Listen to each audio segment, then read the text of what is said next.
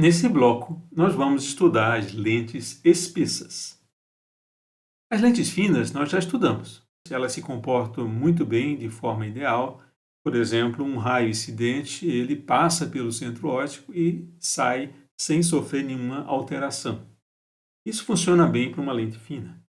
Mas nem todas as demandas de sistemas ópticos podem ser satisfeitas com lentes finas. Muitas vezes nós precisamos de lentes mais potentes. E aí não há um outro recurso. Temos que reduzir o raio de curvatura e, com isso, aumentar a espessura da lente. E aí, por exemplo, um raio emergente ele já não sai alinhado com o raio incidente. Essa espessura é grande o suficiente para provocar uma alteração. Esse é um exemplo de uma não idealidade que a gente observa com as lentes espessas. Existem vários outros que nós vamos estudar nesse bloco. Lentes espessas são aquelas cujas espessuras não podem ser desprezadas. Aqui nós estamos vendo que está bem longe de ser uma lente fina, mesmo nessa caricatura aqui. Vamos ver algumas propriedades das lentes espessas. Se tivermos aqui uma lente espessa com essa característica, nós podemos estudar a propagação dos raios. Aqui temos um raio vermelho, ele vai sofrer refração aqui e refração lá. A mesma coisa vai acontecer com os demais raios. Nós vamos ver aqui uma propriedade interessante. Se nós prolongarmos esse raio incidente e prolongarmos esse raio emergente, nós vamos ver que eles se encontram em um determinado ponto. A mesma coisa acontece com os demais raios. Se nós observarmos o lugar geométrico de todos esses pontos, nós vamos ver que ele forma um plano. Esse plano é chamado de plano principal. Então, uma lente espessa, ela tem um plano principal. E a interseção desse plano principal com o eixo óptico forma o chamado ponto principal. Esse ponto aqui na frente, que está sobre o eixo óptico, é denominado de vértice. Os raios incidentes e emergentes, se eles forem prolongados, eles vão definir esses planos principais.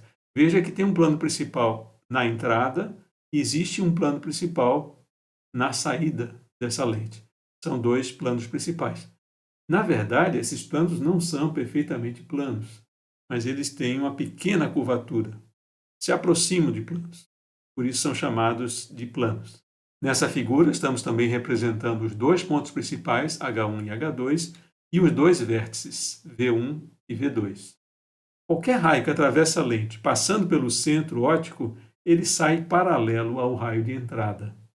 Se nós prolongarmos esse raio até o eixo óptico, nós vamos definir dois pontos que são conhecidos como pontos nodais de uma lente. Esses pontos nodais, nesse exemplo, estão aqui no interior da lente. Mas nem sempre isso acontece. Temos outros exemplos onde esses pontos nodais não são simétricos ou estão até mesmo fora da lente. Se nós calcularmos o comprimento focal dessa lente, qual é a referência que a gente vai utilizar? Se nós utilizarmos o vértice como ponto de chegada, nós vamos definir a distância focal anterior. Mas o comprimento focal ou distância focal da lente, ele é definido até o seu plano principal. Essa é chamada distância focal efetiva. Da mesma forma, do outro lado da lente, nós podemos também definir a distância focal posterior e, mais uma vez, a distância focal efetiva vai ser calculada até o plano principal. A distância focal anterior e a distância focal posterior podem ser diferentes. Se a lente não é simétrica, fatalmente serão diferentes. Mas a distância focal efetiva será constante. Portanto, as equações de Gauss são satisfeitas quando as distâncias são medidas em relação aos planos principais.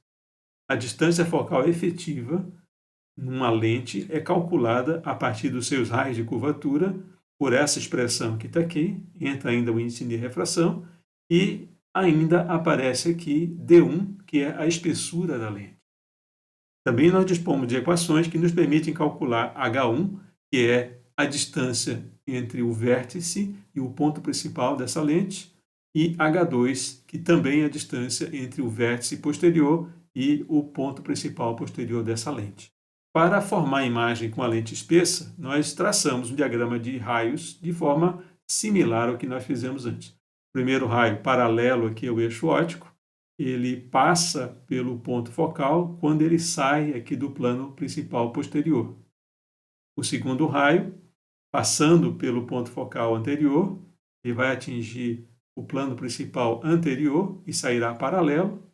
E o terceiro raio, ele vai passar por essa posição. Ele vai atingir aqui o ponto principal e vai sair pelo ponto principal do outro lado. E aqui nós teremos a imagem ampliada, invertida e real do objeto.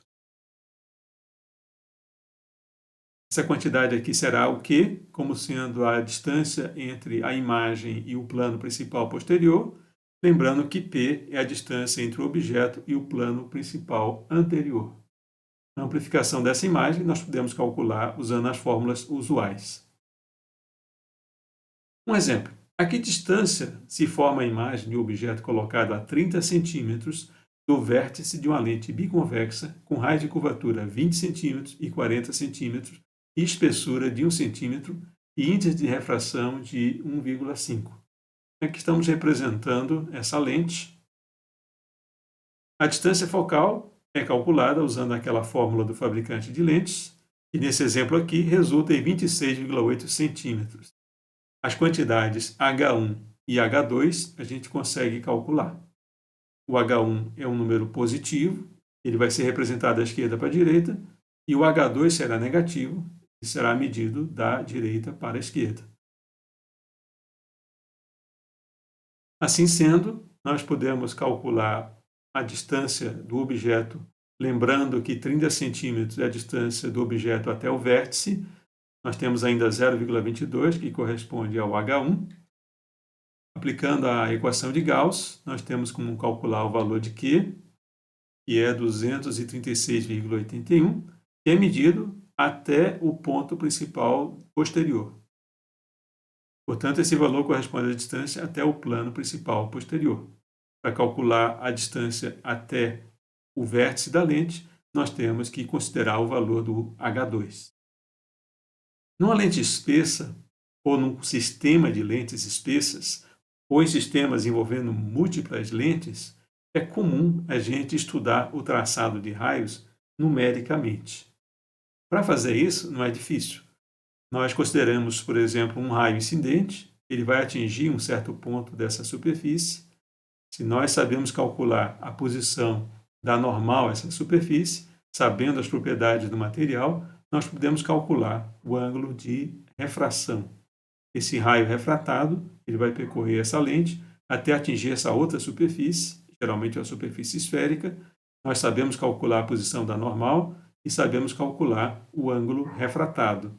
E com isso, esse raio se propaga até a próxima superfície óptica e mais uma vez aqui nós calculamos a interseção, o vetor normal e com isso calculamos o ângulo de refração para essa nova superfície. E assim esse processo se repete, raio a raio, superfície a superfície, até que você consiga traçar o trajeto de todos os raios que você tem interesse.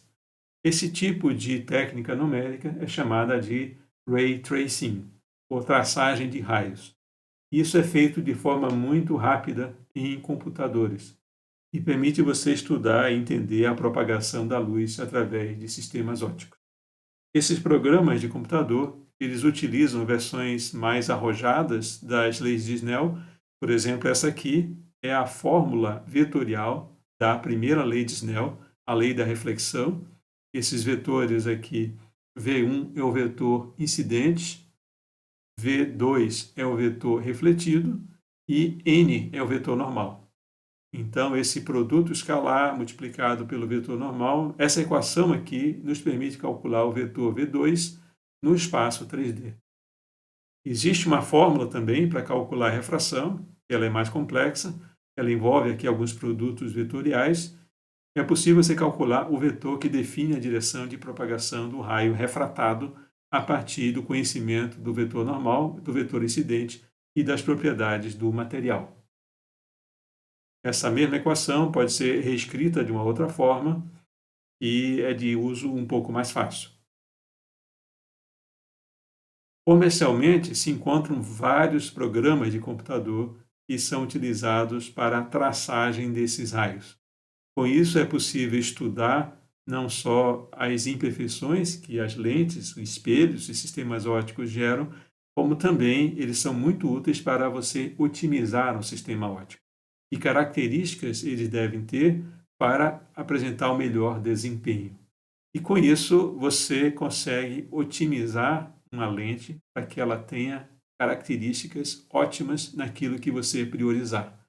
Dificilmente uma mesma lente vai ser boa em tudo, mas você define o que você quer. Existem vários programas comerciais para esse tipo de análise, esse tipo de otimização de sistemas ópticos.